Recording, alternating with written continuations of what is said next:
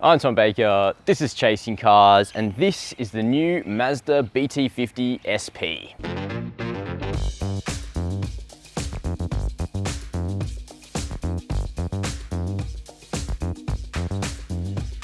The new generation Mazda BT-50 launched in 2020, so 2 years later, it's now time for a few relatively subtle updates to this dual cab ute that shares underpinnings with the Isuzu D-Max. One of those updates is sitting right next to me, the 2022 BT-50 SP, which gets black and grey aesthetics outside that gives it a bit of a meaner look on the road. Mazda says this variant matches up pretty well to a vehicle like a Ford Ranger Wildtrak. We'll check out that claim when we jump inside and check out the new interior finish where this car has a two-tone leather upholstery. We'll also head around the back, check out the tray of the BT-50, and then we'll head onto the road and off it in this new variant to see how it drives. But before we get started, make sure to hit subscribe down below the video. Jumping into the BT-50 reveals one of this ute's trump cards, and that's that it has a nicer interior than almost any other vehicle in this segment. Now, in some ways, that's not saying all that much because utes are typically pretty agricultural vehicles, though as they come, the BT-50 certainly isn't bad. Now, the SP has had a few visual updates inside. You have been able to get a BT-50 with leather seats since the car launched with the GT flagship model. The SP actually now sits above the GT, but beneath the flagship Thunder in the lineup. Now, in terms of seats, the leather trim has now switched to this two-tone black and driftwood effect. Driftwood is kind of like a eucalyptus color, I think I would say. I think I like it. It's certainly growing on me, and details like the contrast stitching running through the seats are certainly unusual and not the kind of thing that we normally see on a ute. So that's certainly pretty cool. Now, looking here at the dashboard, we have this broad dash. It certainly has kind of a tough look to it, which is what you'd expect in a ute. But interestingly, despite the fact this vehicle shares its platform and almost all of its components with the Isuzu D-Max, it still has a number of touches inside that are exclusive to Mazda, including this dash and door trim, which sort of wraps around a bit like a CX-9 SUV. The air vents have a different style, and they also have a sort of dark metal finish to them. That all looks pretty cool. And there's even a soft stitched pad up here on the dashboard, which feels a little bit more premium than the rock hard interior you'd find in something like a Toyota HiLux. Now, your eyes are also drawn to the 9-inch touchscreen that sits in the center of the interior. That has wireless Apple CarPlay and Android Auto, plus integrated satellite navigation. And unlike, say, a Hyundai or Kia with wireless Apple CarPlay, you are able to run it through a cable as well, so you can charge your phone quite quickly with a USB port down here, 12-volt socket, but you won't find wireless smartphone charging in this vehicle. Ahead of the driver, we've got a nice small steering wheel. The BT-50 partially doesn't feel like a bus to drive because it doesn't have a huge bus-like steering wheel, but the dynamics are also fairly decent, as we'll check out on the road. Looking past the steering wheel, we have a set of analog gauges and a small color trip computer with a digital speedo. Weirdly, it's by default set to kilometers per litre as the fuel consumption, and every time the cars get reset, it goes back to that. So the first thing you'll want to change is your trip computer to litres per 100 kilometers, so you're actually understanding your fuel consumption in this car. No paddle shifters on the wheel for the 6-speed torque converter automatic, which was a little annoying off-road, but you know, it's still okay, and you do have manual shift capability through the shifter down here. In terms of practicality, it's a ute. We usually expect utes to have plenty of space to stash your everyday clutter, and this one's no different. Got a dual glove box up here, shallow bin there, another glove box underneath it, armrest with a small space between the seats, space ahead of the shifter, and door bins that will take a big bottle, but notably there's no extra box up here on the dash, for instance, for papers.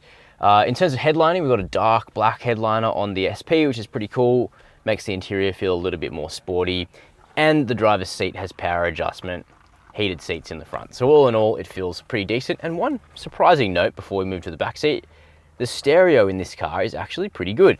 It's not branded, it's not a premium stereo, but it sounds clear, crisp, and the bass is rendered pretty well.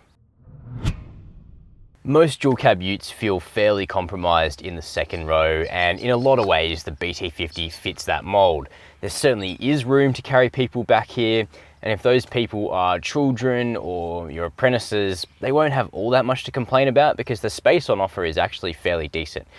Issues come up where it's things like the angle of the seat base back here means that if you're an adult with longer legs, they'll be sort of floating in space because of the high floor of this vehicle. Of course, the BT-50 is body on frame, so it's got a fairly high floor compared to a car-based vehicle like a Mazda CX-5 or CX-9 or a Mazda 6. So if you're genuinely buying this for family transport purposes, you will want to consider a conventional SUV or station wagon as well, which are a little bit better set up for carrying people in the second row. But if this is going to be occasional use only, then it's pretty much fine. We do have air vents back here, which is great. We've got a USB port as well. Nice big grab handles for when the going gets a little bit tougher. And a hook here on the back of the passenger seat with a 4 kilogram capacity. Even niceties like a flip down armrest with 2 cup holders, plus all that two-tone upholstery continues back here. So it looks quite cool. Seat back isn't as upright as I found it in some utes, so that's okay. And the view forward is quite good as well, plus big windows. However, as you'd expect from this segment, almost all the materials are hard back here. As you can see, we've been doing a bit of off-road work with the BT-50, and I'll share my thoughts on how this vehicle performs off-road in just a minute. But underneath this layer of dust, it's actually concrete grey, which is quite a popular colour for the BT-50. It's sort of like a flat battleship grey. It looks pretty cool. But there's also a red car that's been here on the launch, which I think is particularly handsome. It's not Mazda's Soul Red, but it's also not far off. Now, here around the back, we have the same sort of tailgate stamping as a D-Max. That's pretty common for platform sharing utes. Opens up to reveal a decently sized tub. Now, this is of course the dual cab variant. You are able to get a BT-50 in single cab and also freestyle cab, and those vehicles have a slightly longer tray as well. But most people are going to go for the dual cab, which gives you the second row basically and a little bit more practicality. Now, on the SP, you do get a tonneau cover as standard, though it is manual. However, on the accessory catalogue to the BT-50, you are able to choose a power tonneau cover, which Mazda says has actually been more popular than they were expecting. Last thing before we take this vehicle for a drive is to chat about the running costs. So what's it going to cost you to run a Mazda BT-50? Well, servicing intervals on this ute are a little more convenient than most Mazdas thanks to the Isuzu running gear underneath. You'll need to do scheduled maintenance on this ute every 12 months or 15,000 kilometers.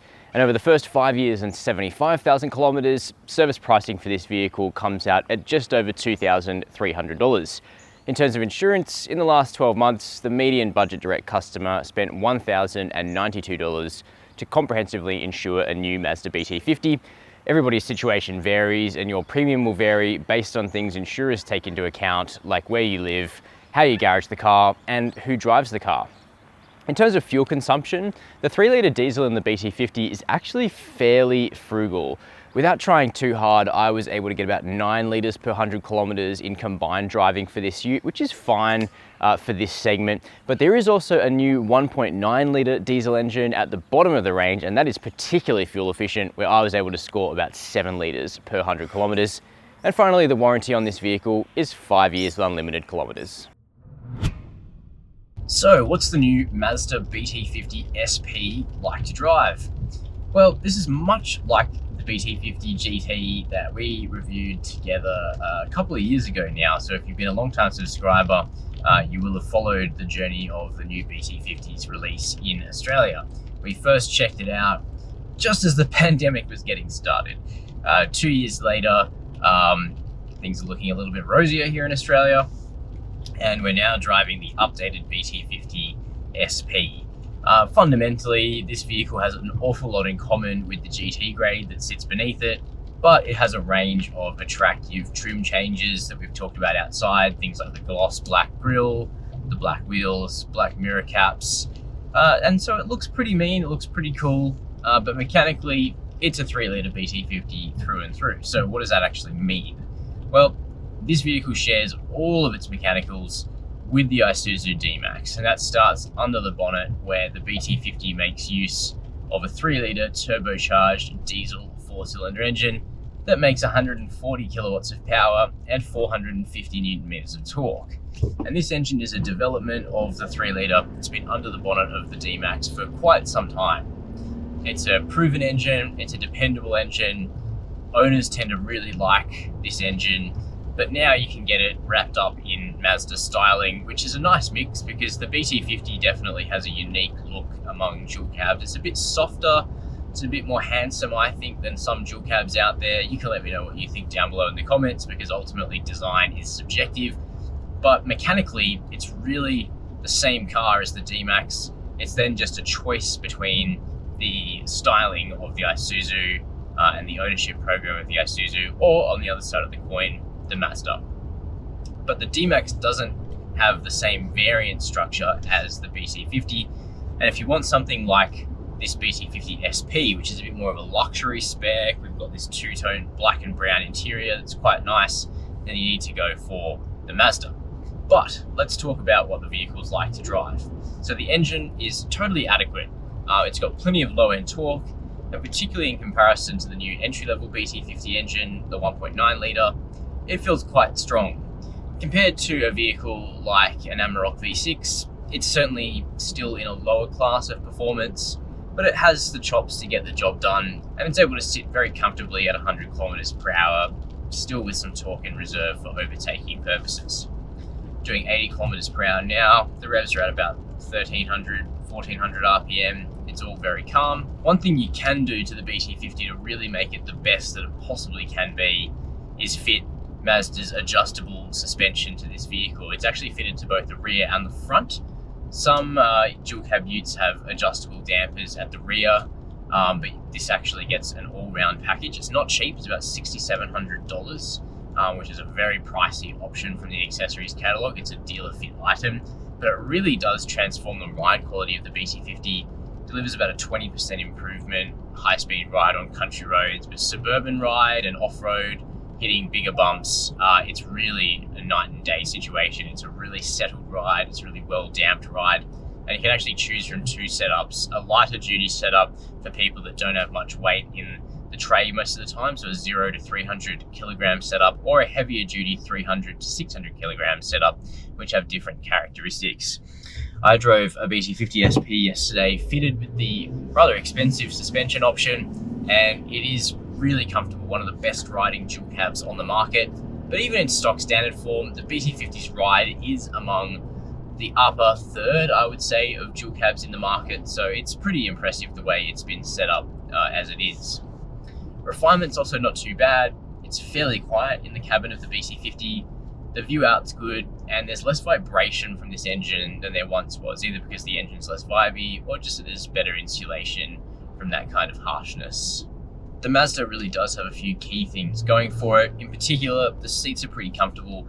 I do wish there was a little bit more under thigh angle adjustment, but it's better than you get in most utes, and I was able to do a few hours in the saddle of the BT-50 SP without getting tired yesterday down here in Victoria, which is great. It's actually quite a relaxing vehicle to drive, and it feels like a safe vehicle to drive as well, particularly because you get a very, very complete safety package, which is how Mazda was able to get this car to a 5-star ANCAP crash and safety score in 2020 under the more difficult protocol.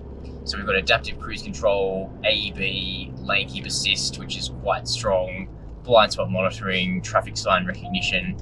Now, by default, this car will beep every time you go over the speed limit, but you can turn that off, which is something you want to do because occasionally it doesn't read the higher speed sign, very occasionally, and so then it's getting cranky at you even though you're not breaking the speed limit.